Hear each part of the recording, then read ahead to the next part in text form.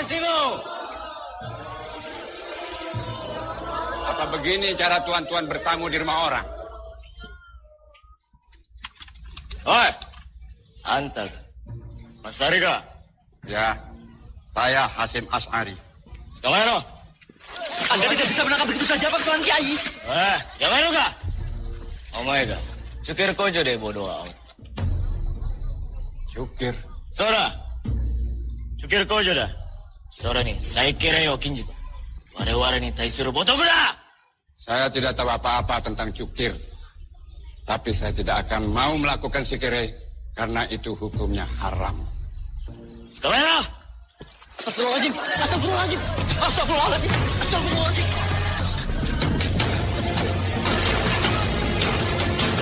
Santri-santri semua, akidah kita terinjak-injak sama kaum kafir ini.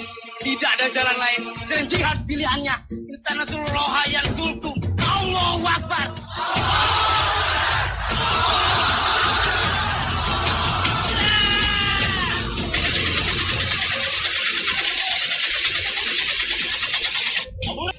Kafir ini boleh saja merajam saya setelah saya menunaikan ibadah sholat.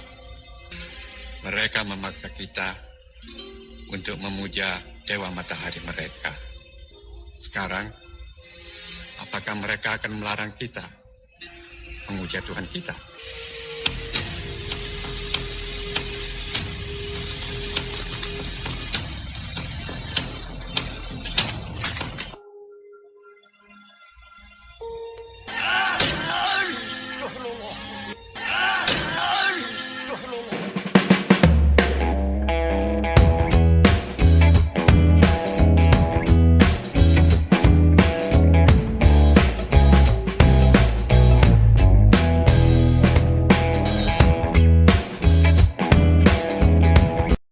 Sang Kiai yang disutradarai oleh Bapak Nurianto Sarjana Hukum akan bersama drama kolosal dengan judul Sang Kiai.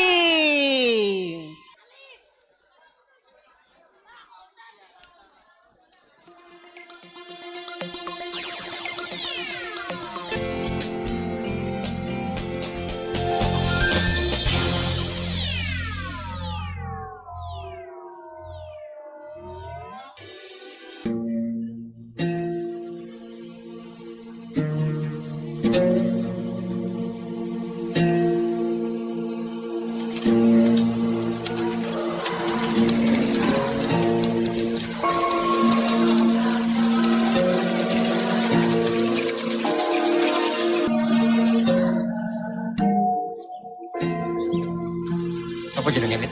Nur. Cukup nak. Sampun Pak. Kalau kurang ngomong, saya kan orang kaya. Iya Toli. Silakan Pak. Berikutnya. Aduh, maaf Dek. Kami tidak punya hasil bumi untuk nyantri di sini. Waduh, Pak. Ya nggak bisa. Kalau anak Bapak nyantri di sini, mangan apa, Pak? Mangan apa?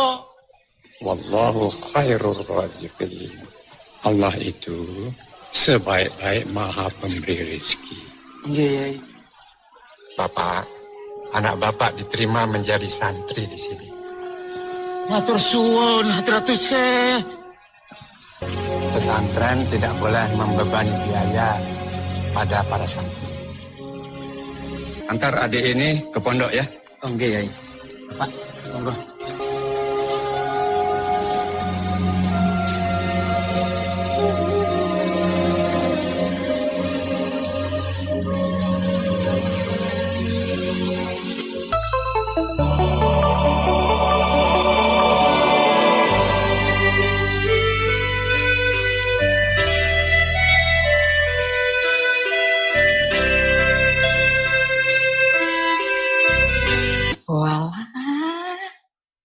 Waktu di pasar tadi, aku lihat kerudung itu menarik sekali. Dan aku teringat kepada istriku yang kerudungnya sudah lusuh. Apik tenan iki lho, Pak. Masya Allah. Bapak mikirin apa?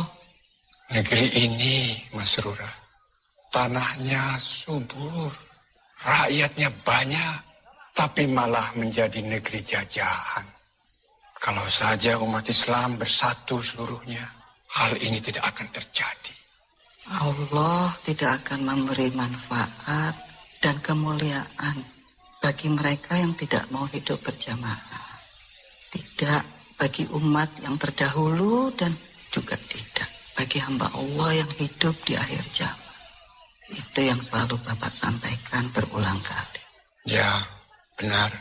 Dan sekarang setelah Belanda, Jepang mulai menjajah negeri ini.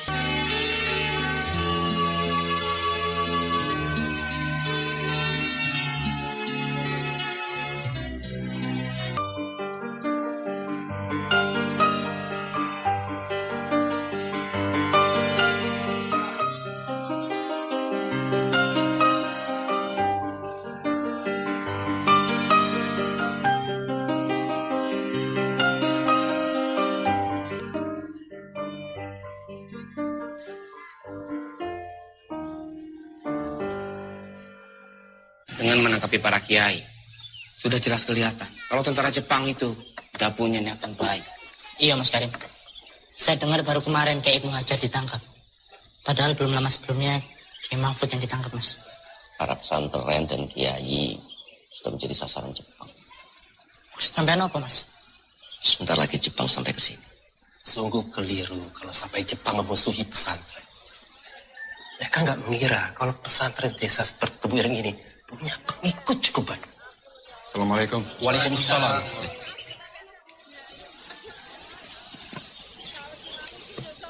Saya dengar semua yang kalian bahas barusan. By the way, benar bahwa Jepang tidak berhitung tentang kekuatan pesantren kita. Mereka hanyalah melihat kita ini kaum sarungan yang tidak punya aturan. Alasan tentara Jepang menangkapi para kiai itu karena para kiai memimpin gerakan anti Nippon. Dalam hidup ini ada hal-hal yang bisa kita bicarakan, bahkan bisa kita kompromikan. Tapi kalau sudah menyangkut soal akidah, itu tidak bisa diganggu-gugat. Kita membungkukkan badan dalam sholat itu semata-mata karena Allah Subhanahu wa Ta'ala. Lillahi ta'ala. Bukan karena kita dipaksa oleh manusia untuk menyembah apa-apa yang mereka sembah. Lakum dinukum waliyadin. Subhanallah.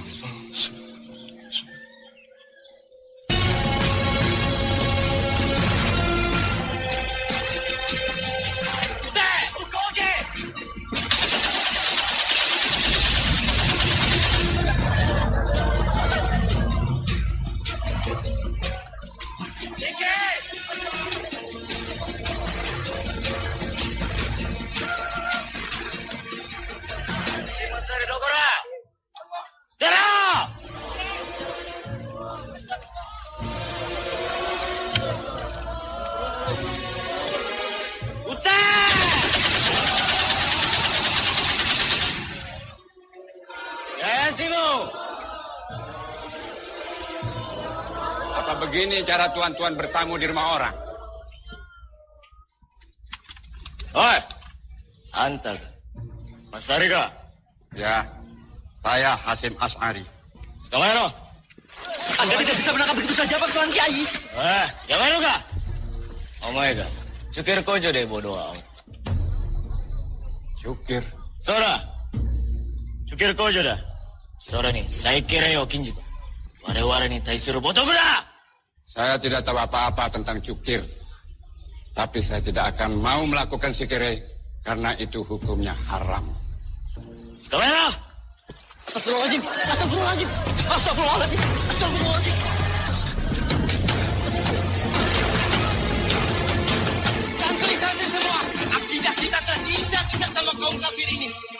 ada jalan lain. Sering jihad pilihannya. Kita Nasrullah yang kulkum. Allahu Akbar.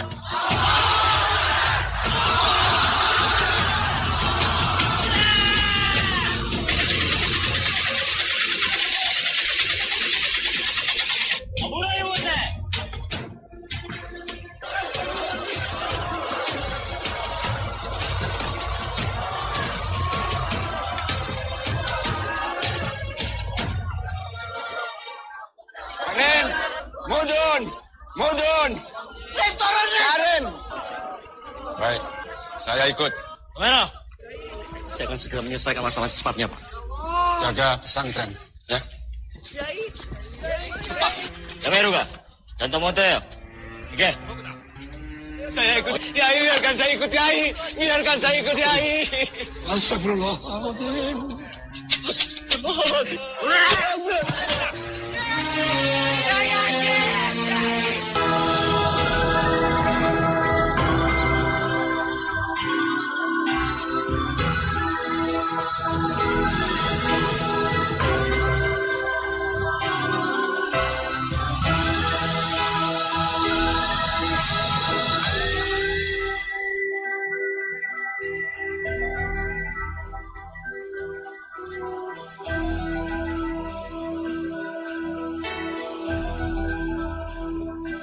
Ayo kusain siro. Nani mitenda yo. Saya tidak bisa tanda tangan. Tentang Sekire, saya tidak akan pernah melakukannya. 足もさりはチョキル事件に関係していませんでした。彼は才能を共有しました。 Tidak ada hal yang lebih buruk daripada menggadaikan akidah untuk cari selamat. Hanya kepada Allah Subhanahu wa Ta'ala kami menyembah.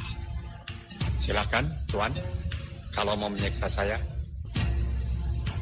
彼は拒み続けています。それは彼の主教に対する知見に基づいているからです。お前はこの町村サインしろ。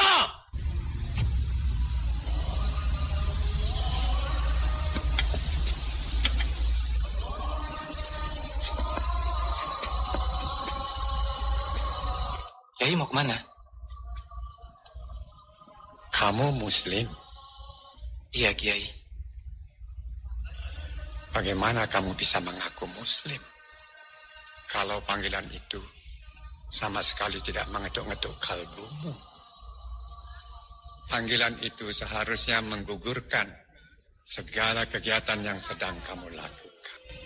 Kafir ini boleh saja merajam saya setelah saya menunaikan ibadah sholat. Mereka memaksa kita untuk memuja dewa matahari mereka. Sekarang, apakah mereka akan melarang kita memuja Tuhan kita?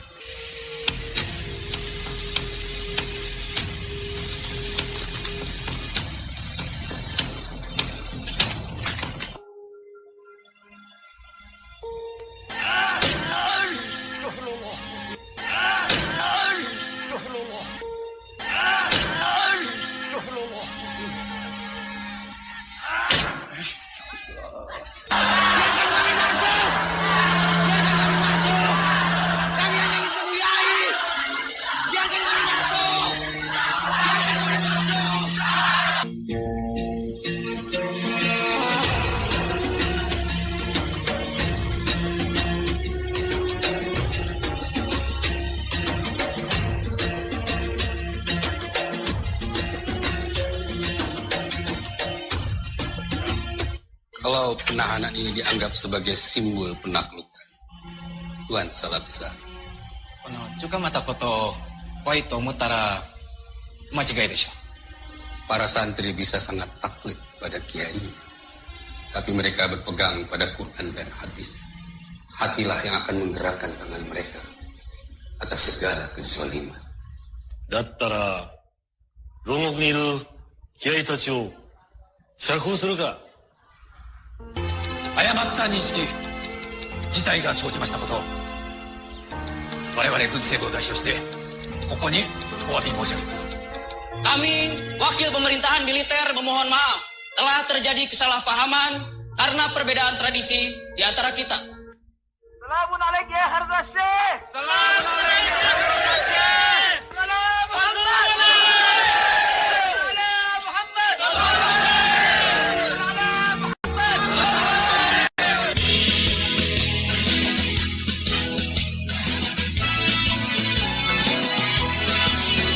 Nahdlatul Ulama memanggil kita berjuang terus mendampingi bangsa.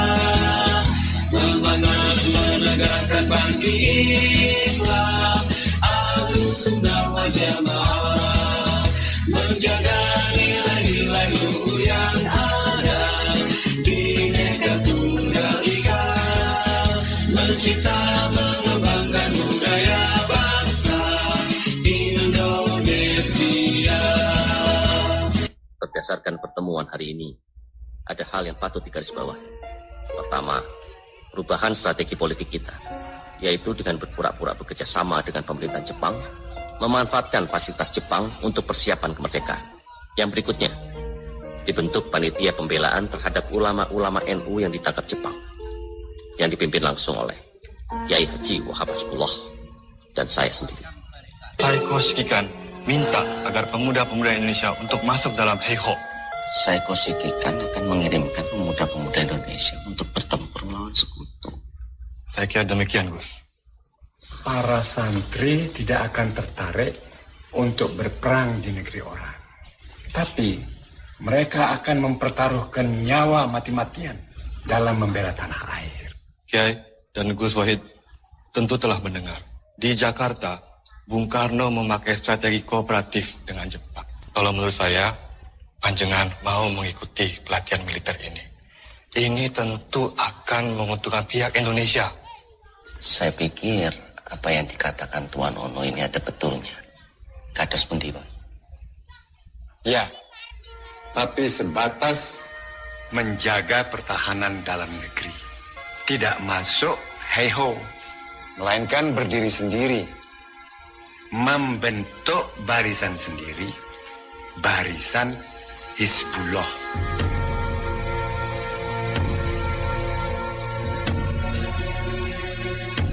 Hizbullah bukan untuk menjaga kedaulatan Jepang.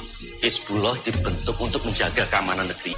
Saya minta kalian menyebarluaskan berita pembentukan Hizbullah ini ke pesantren-pesantren.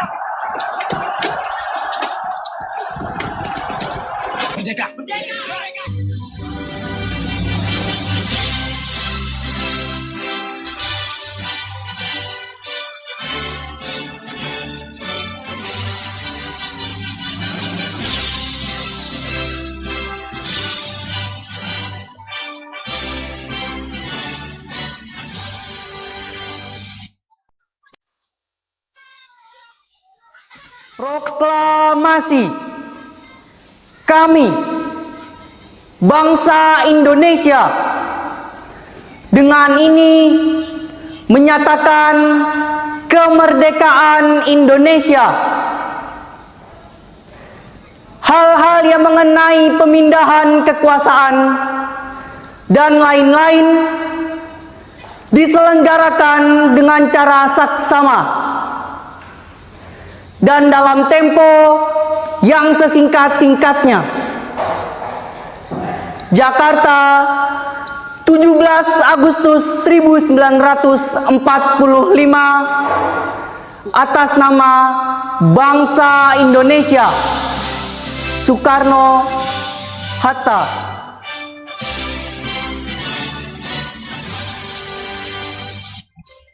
Agustus 1945, Indonesia menyatakan dirinya merdeka sebagai sebuah negara yang berdaulat. Namun, belum genap 1 bulan usia kemerdekaan, Indonesia langsung mendapat cobaan yang berat. Tentara sekutu yang di dalamnya ada tentara Belanda mendarat di Jakarta dan kota-kota besar lainnya di Indonesia. Bung Karno mengirim utusan khusus kepada Roisul Akbar Nahdlatul Ulama, Hadratus Syekh Kiai Haji Hashim Asy'ari di Pondok Pesantren Tebu Ireng, Jombang.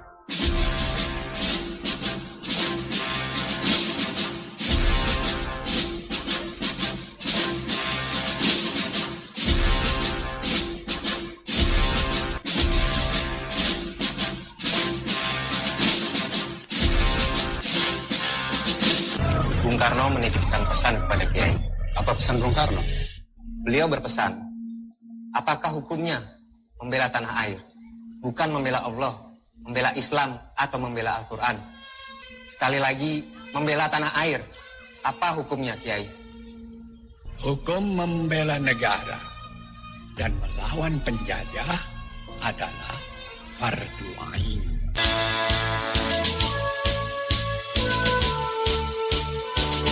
Oktober 1945, seluruh delegasi NU se-Jawa dan Madura telah berkumpul di kantor pusat Ansor di Jalan Bubutan, Surabaya.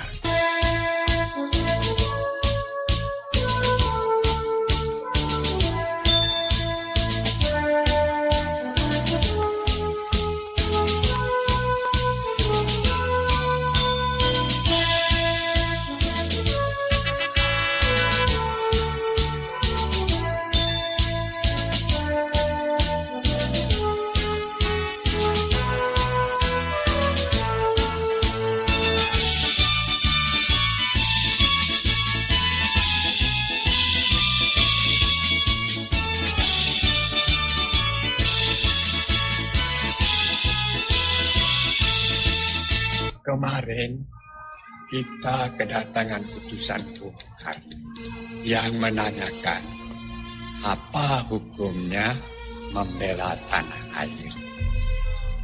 Hukum membela negara dan melawan penjajah adalah fardu ain bagi setiap mukallaf yang berada dalam radius masafah as-safar. Perang melawan penjajah adalah jihad fi sabilillah. Tanggal 22 Oktober 1945, pertemuan menghasilkan 3 rumusan penting yang kemudian dikenal dengan istilah Resolusi Jihad NU. Pertama, setiap muslim, tua, muda, dan miskin sekalipun, wajib memerangi orang kafir yang merintangi kemerdekaan Indonesia. Kedua, pejuang yang mati dalam membela kemerdekaan Indonesia layak dianggap syuhada. Ketiga, warga yang memihak kepada Belanda dianggap memecah belah persatuan dan oleh karena itu harus dihukum mati. Dokumen resolusi jihad ditulis dalam huruf Arab Jawa atau pegon, ditandatangani Kiai Haji Hashim Asy'ari, disebarluaskan di seluruh penjuru Jawa dan Madura. Dokumen resolusi jihad juga dimuat di sejumlah media massa pergerakan masa itu. Resolusi jihad NU telah memompa semangat perlawanan rakyat dan memicu terjadinya pertempuran hebat selama 3 hari di Surabaya. Tanggal 27, 28, dan 29 Oktober 1945. Allahu Akbar!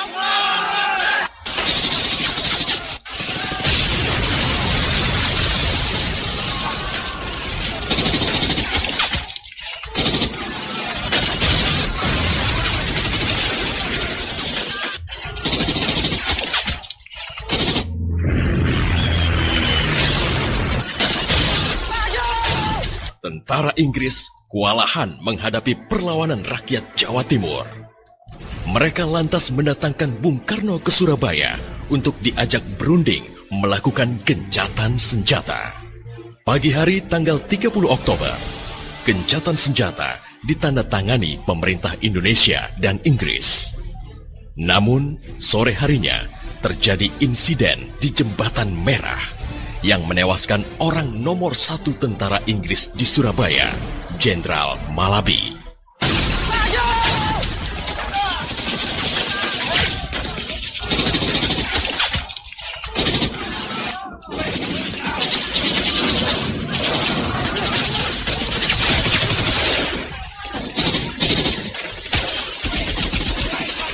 Hello? General Hawthorne. This is Malaby here, sir. I'm sorry, General, but it appears Surabaya is now a lost cause, sir. Thank you, sir.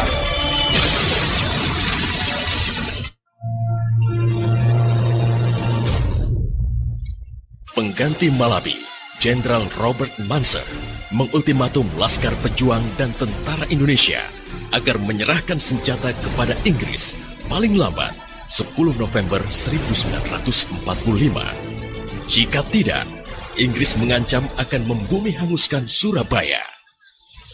Mendengar ancaman itu, para komandan Laskar Hizbullah, Sabilillah, Mujahidin, TKR, dan para santri marah besar. Seorang pemuda bernama Sutomo atau yang dikenal dengan Bung Tomo sowan kepada Kiai Hashim. Ia meminta izin kepada Kiai Hashim untuk menyiarkan dan menyebarluaskan resolusi jihad melalui radio.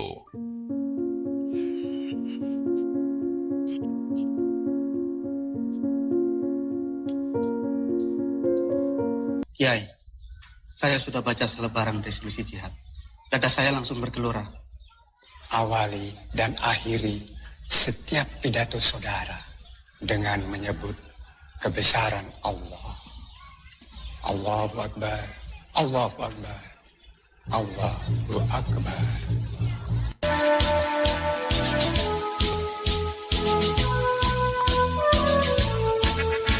Bismillahirrahmanirrahim. Merdeka! Saudara-saudara penduduk kota Surabaya, kita semuanya telah mengetahui bahwa hari ini tentara Inggris telah menyebarkan pamflet-pamflet yang memberikan suatu ancaman kepada kita semua. Kita diwajibkan untuk dalam waktu yang mereka tentukan menyerahkan senjata-senjata yang telah kita rebut dari tangannya tentara Jepang. Tetapi inilah jawaban kita.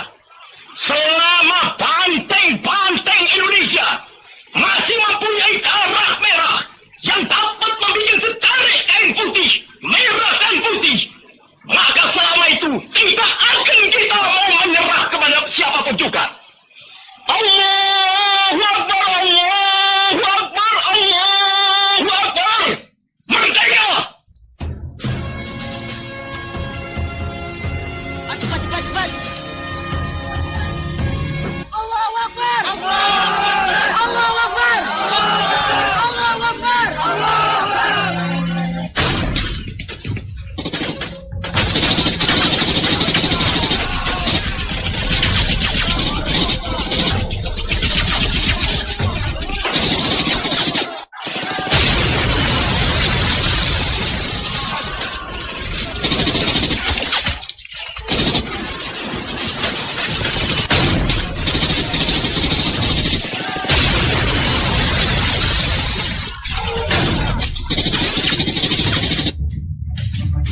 Pertempuran 10 November membuat malu tentara Inggris. Target mereka menguasai Surabaya dalam waktu 3 hari tak terbukti. Bahkan di hari yang kedua, Inggris kehilangan Jenderal Robert Munser. Artinya, dalam 1 bulan menghadapi arek-arek Surabaya, mereka sudah kehilangan 2 jenderal terbaiknya. Perang Surabaya berlangsung selama 3 minggu. Inggris mengalami kerugian yang cukup besar.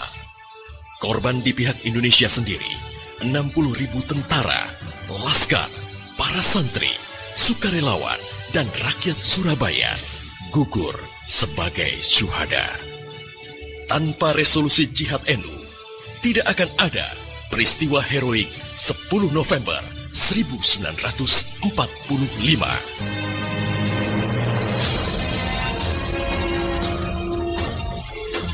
Semua orang yang melawan penjajah itu pahlawan. Tidak ada yang lebih berjasa dari yang lain. Kalaupun ada yang melupakan jasa mereka, juga tidak mengapa. Karena Allah menjanjikan tempat yang sebaik-baiknya bagi para syuhada.